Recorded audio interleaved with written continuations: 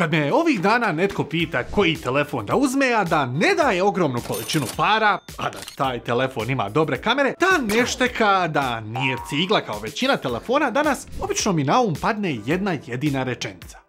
Kupite stariji iPhone. Kupite stariji iPhone. Onda me naravno odmah pitaju koji. E pa nakon dugo razmišljanja mislim da sam našao savršen iPhone za sve one koji traže relativno opremljen, brz i dalje aktualan, a povoljan iPhone za kupovinu u 2025. Riječ je o iPhoneu 13. A zašto i kako ovaj nesretni broj može vas i vaš novčanik načiniti nešto sretnijim, odnosno na vaše zašto baš iPhone 13 pitanje, odgovorit ću na čak 3 načina. Ako vas zanima i koji su, ne idite nikud.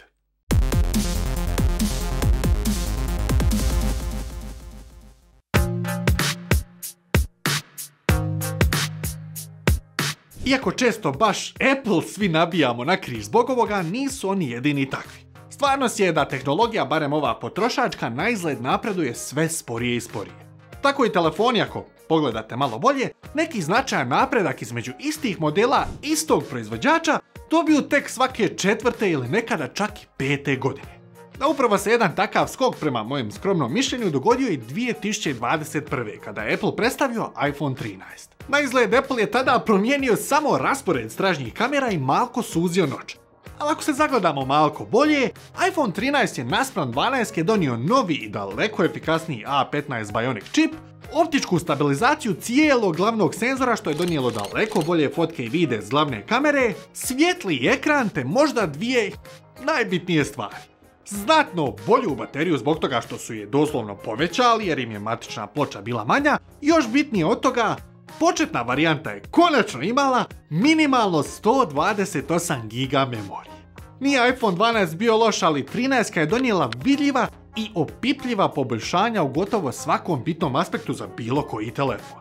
Za mnoge je tada najbitnije bilo da nisu značajno dirali dimenzije samog uređaja, pa su pohvale išle i od strane onih koji su strahovali da će veća baterija donijeti veći telefon. Ali iPhone 13 je ostao jednako sladak, a postao i brži, i izdržljiviji i dobio na oštrini fotki i videa koje hvata, a ako pitate iPhoneaše, ne događa se to baš često. Što nas dovodi do drugog odgovora na ono pitanje, zašto baš iPhone 13?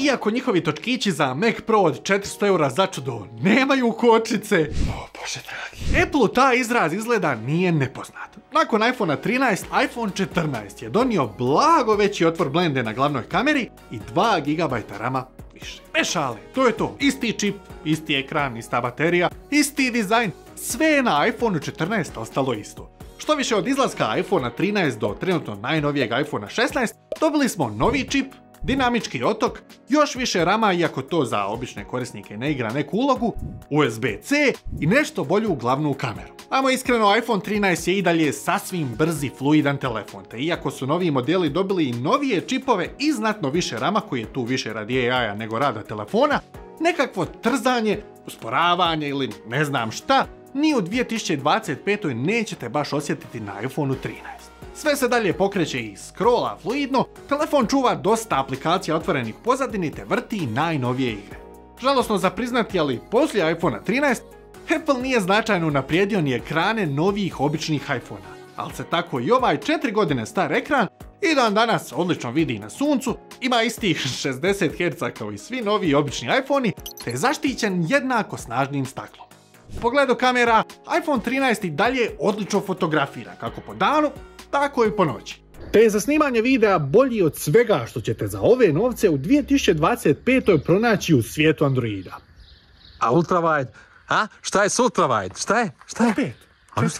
Stvarno nije loš. Što više, kako iPhone najbolje slika i snima u samim aplikacijama poput TikToka, Instagrama i drugih, ovako kada mu cijena opadne, ta specifičnost mu postane još primamljivija onima koji ne žele baš da izvale 900 € za novi telefon, a vole društvene mreže. Baterija je i ovoj korištenoj 13 i dalje solidna, te iako neće osvojiti nikakve nagrade, dan će izdržati ako baš figurativno rečeno ne tarete telefon.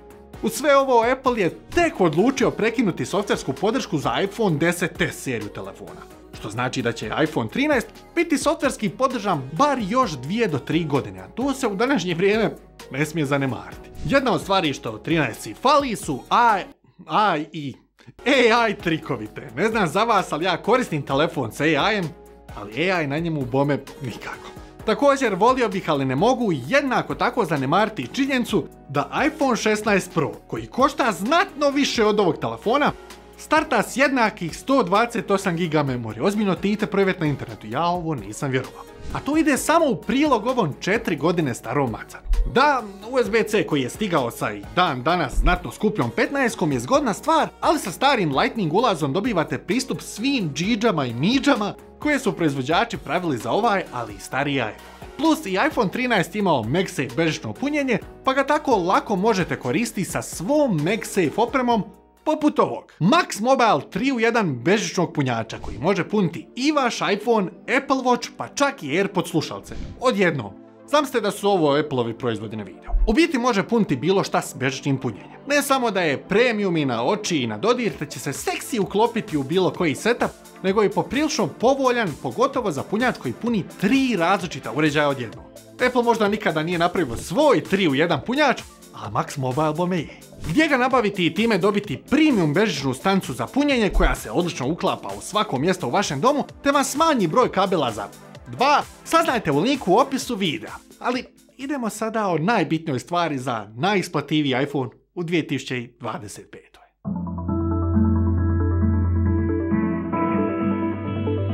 Zašto baš iPhone 13? Prvi odgovor je bio zato što je bio velik skok naspram još starijih iPhona, a drugi odgovor je bio zato što nije toliko lošiji od novih i znatno skupljih iPhona. Treći odgovor, zato što ga se još da tu i tamo pronaći nekorištenog. Koliko vidim, cijene takvih su između 450 i 550 eura, a po mnogim stvarima koje su prosječnom korisniku bitne, a to su odlične kamere, brzina u radu, nedostatak monstruozno velikih dijagonala, prema mojem mišljenju nema bolje alternative. Nadodajte na to da je za iPhone i dalje moguće lako naći zamjenske baterije ako im ne ciljate na iPhone 13 koji niko nije prije vas taknuo da dodatno uštedite novac, no mi to naravno nikada ne preporučujemo, da nas ne bi razapeli u komentarima jer je vas neko prevario. Tako da unaprijed odgovorim svima onima koji će me i u ostatku godine pitati koji telefon srednjeg ranga da kupim, a da ima i dobre kamere i brzinu u radu, da nije prevelik i da mi služi i kao dokaz da ima više para nego što zapravo imam. Odgovor je definitivno iPhone 13. Djelimično jer je Apple tada napravio značajan skok, djelimično jer od tada skoka gotovo da nije ni bilo, a djelomično jer ga i dalje smatraju telefonom vrijednim podrške, te ga se zna naći i nekorištenog, odnosno novog. No znam ja što će biti u komentarima. Zašto ovaj iPhone? Zašto ne Samsung? Zašto ne neki Xiaomi? Kakve gluposti ja trkeljam, pa dajte ljudi moji, recite vi meni. Koji je telefon za prosječnog korisnika koji samo hoće surfati, gledati, slikati, snimati i pričati s drugim ljudima, bolji za 450 do 550 eura? Nov, odnosno nekorišten. Ja ću čekati i brojati komentare, a vi ne čekajte, nego ako već imate iPhone, pogledajte što s njim možete, a da ni ne znate, te se pretplatite na naš kanal ako vam nije smor samo jedno dugme pricnuti, ne košta ništa. Te do idućeg puta, čujemo se u komentarima. Nemojte biti preoštri. Have mercy. Please.